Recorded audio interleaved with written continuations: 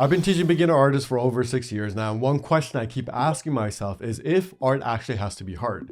Can making art feel easy? Can you get to a point where you just flow with your art practice and you don't question it? You don't have any challenges sitting down to draw. The habit comes easily. Is there a point where that is possible? And could my students get there? When I get emails from students, I read the challenges that they're going through and I relate back to them that I'm also going through those challenges and I've grappled with those same challenges. The question is this necessary? Are we just self-inducing these challenges, or could someone just not experience this at all? And the answer that I've come to is that it is probably possible for someone out there that they have an easy time with their practice, that they don't struggle to sit down to draw, that they don't question themselves, that they feel good about their practice and they don't go through slumps. That is possible, maybe, but I don't think it's probable. Especially if you are someone who consumes a lot of art content online, you probably relate to the challenges of being an artist more than just the fun of being an artist.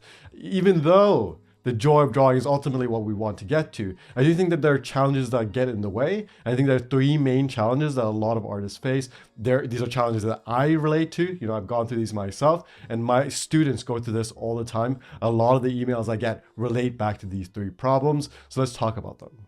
The first and maybe biggest challenge that a lot of us face as artists is actually developing an art habit. Sitting down to draw can be so challenging when all of life is so exhausting. It is so hard to come home from work, cook, eat, and then make time for drawing when you've gone through a rough day and you just want to sit down and watch some TV. I totally understand why so many of my students struggle to make time and put in the effort to fall into the flow of drawing when it takes a little bit of effort to actually get there. Yes, we love drawing. Yes, we want to lean into the joy of making art, but it is hard to put in that initial effort to get there when you could just lean into these distractions that are so much easier, especially if you've had a rough day. This is a problem that is becoming harder and harder to deal with now that we have more and more content that we can consume. There's so many more options of things that we can do than we used to. Some of you who are older, who grew up without the internet, you remember the days where you ended up drawing just because there was nothing else to do. And because the lack of options makes it so much easier to fall in love with drawing, because you didn't have that many options. So you might as well spend time to fall into the flow of drawing. But now that we have our phones, we have our computers, there's so many options of things that we can do. And one of the strategies that you can use is to try to consume more art content. Sometimes that helps me a lot when I'm feeling like, oh, I don't want to sit down to draw. Sometimes consuming a bit of art content is helpful, but they can also become a distraction. How many hours of tutorials have you watched today? Do you really need to watch tons and tons of art content? Or are you just using that as a distraction? Are you hoping to find a magical piece of knowledge that will make all of drawing easier? Are you giving into this illusion that art can be easy if you find a piece of knowledge instead of just sitting down to draw? This is something that a lot of my students fall into. They consume a lot of content. The amount of knowledge they have in their heads is so high, while the amount of practice that they do is very low. So are you distracting yourself in these ways?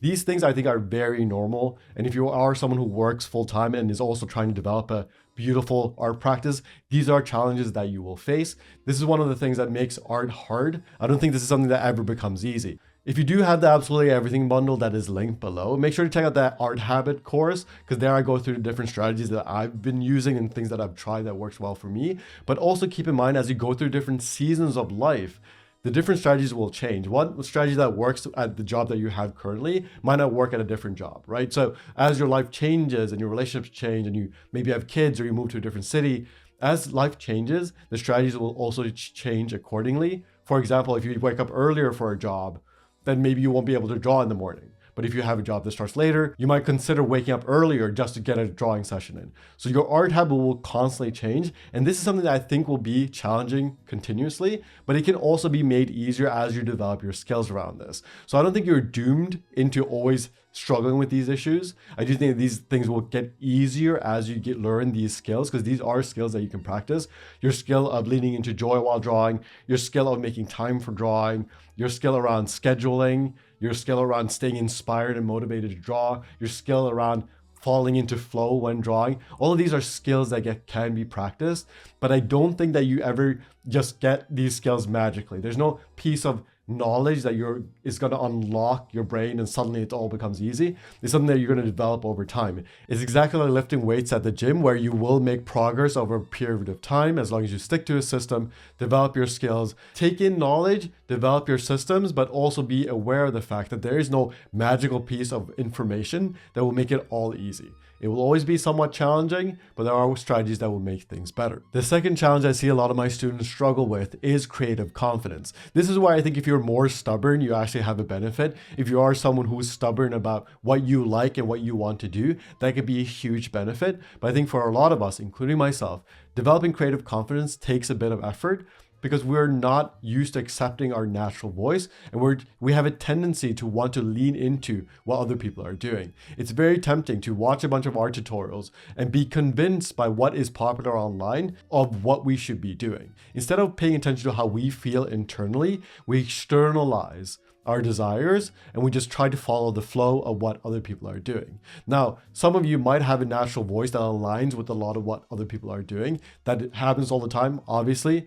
Most people want to learn how to draw portraits. Most people want to do figures. Most people like those things. And landscapes. There are these categories and genres that are popular. But at the same time, figure out what is natural for you, what is good for you, what actually makes sense for who you are. It takes a lot of effort and takes a lot of listening to who you are internally. And it means that you have to spend time with your art practice and be mindful of what actually brings you joy. Lately, I've been thinking a lot about self-rejection and art style. I think for a lot of us, we might have inclinations of what we should be doing if we just let go of all of our expectations of what we want externally. But it's hard to actually follow that voice because we tend to self-reject. We tend to push away the things that are actually interesting to us because we don't assume that it'll be interesting to other people. I don't know if you guys have had this experience, but there's many times where I'm drawing something where I'm having a fun time with the drawing, and then the thought in my head goes, oh, but would other people like this? And that voice happens so naturally and so quickly that we start to doubt ourselves instead of just leaning into the fact that, hey, we're enjoying this, and if we're fulfilled by it, that is enough. So as you develop your creative confidence, as you develop the skill of creative confidence, be mindful of these questions. How often are you being pulled by external questions? How often are you questioning your own voice just because you're wondering what other people think? Maybe you're worried about what your parents think or your family thinks, or maybe your friends aren't into the art that you're into. And then you're almost tempted to change just so you can fit in. Because the desire for validation is so natural, it's so human. Wanting those external validators is completely natural. Like, don't judge yourself for having those questions, but be mindful of them so you can make better decisions. Pay attention to when you actually enjoy drawing, what are you drawing, how are you approaching it, and try to replicate that over time. You're obviously not going to have great drawing days all the time. That is something that you're going to go through ups and downs. That's completely natural.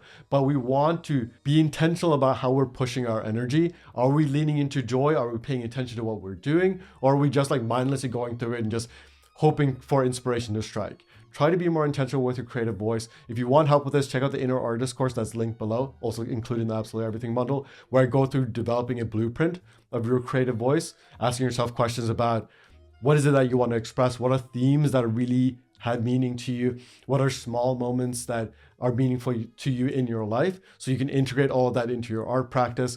Check that out if you're interested in it. Obviously, you do not need my help, but it might speed up your progress a little bit. The third challenge that I think most artists are going to have to grapple with is high expectation and perfectionism. When I talk to my students, perfectionism is all over the place. I think it's one of the most common problems that people struggle with. Even if you don't think of yourself as a perfectionist, a lot of times the expectations that you have of yourself and your art practice is what makes art difficult. Sitting down, grappling with your expectations is one of the best things that you can do for your art practice. It isn't something that's going to magically change everything, but over time, you want to be mindful of the voices that you have in your head. What is the inner critic telling you? These things are what makes art so hard. As you sit down to draw, you are going to be confronted with those internal voices. When you consume content, you can drown out those voices, and you don't have any vulnerability there when you're consuming someone else's stuff. But when you sit down to create, you're faced with all of the things that you are. You're faced with those inner voices. You're faced with the inner critic. You are faced with all of this that is within you. And I think that is the biggest challenge that a lot of us face when it comes to drawing. And it's the number one reason why I think drawing just can't be easy, because you are confronted with these things. But that is also why drawing is so useful. The reason why your art practice can be so beautiful and can transform your life in big ways is because it's challenging. As you face those inner voices and you adjust them for the art practice, as you become mindful of these voices, it changes how you approach all of your life. Your art practice isn't separate from all other aspects of your life, and that is why it's so valuable. The reason why I love teaching beginner artists is because I get emails from students who don't make beautiful work. They don't make work that's in galleries. They do drawings for themselves, but it transforms how they experience their lives through challenges, not just because it's easy, not just because of the joy of drawing. It's learning to fall in love with the drawings. It's grappling with those voices and struggling with them and then finding the joy and love in it.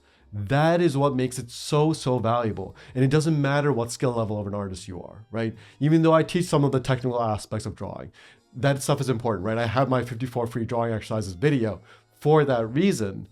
But at the same time, it is like grappling with the inner voices, sitting down and developing a habit, seeing yourself make progress, developing a discipline for a practice, hearing those internal voices, grappling with your expectations about your art practice. Those are the things that makes art so valuable and transformative, which is why I don't think art needs to be easy. I think art being challenging is actually why it's so valuable. And obviously, if things are easy, if art has felt easy for you, then that's beautiful. Then you're lucky. But I also think that if art is hard for you, if you are someone who struggles with all of these things, if you relate to all of these 3 points, if you are someone who struggles with perfectionism, that is not a curse, it's a blessing. It's a blessing to have these challenges. I know it doesn't feel that way, but if you zoom out of your life, you just zoom out and see the story of your life, do you want to be someone who grapple with all of those challenges? And so, do you want to be someone who is heroic enough to face those challenges and make changes? Is that who you want to be? Or do you want to be someone who doesn't face any challenges and just has it easy? That's not much of a story, and that you don't get any character development that way, right? The way to get character development as a human being is by facing challenges, which is why you should not worry too much about your art practice being difficult, because I do think that that is what is valuable. So keep that in mind next time you are in a challenging situation, when you are struggling with your art practice. If you are having a bad drawing day today, remember this, that those challenges are valuable. There's information to be learned, there's skills to be practiced. And the fact that you're challenging yourself in this way shows a lot of courage and willpower. So remember that, give yourself credit for that, pat yourself on the back for trying, pat yourself on the back for facing those challenges and being the hero of your own story. Thank you so much for watching this video, and whenever you are ready, I'll see you in the Absolutely Everything bundle. Bye.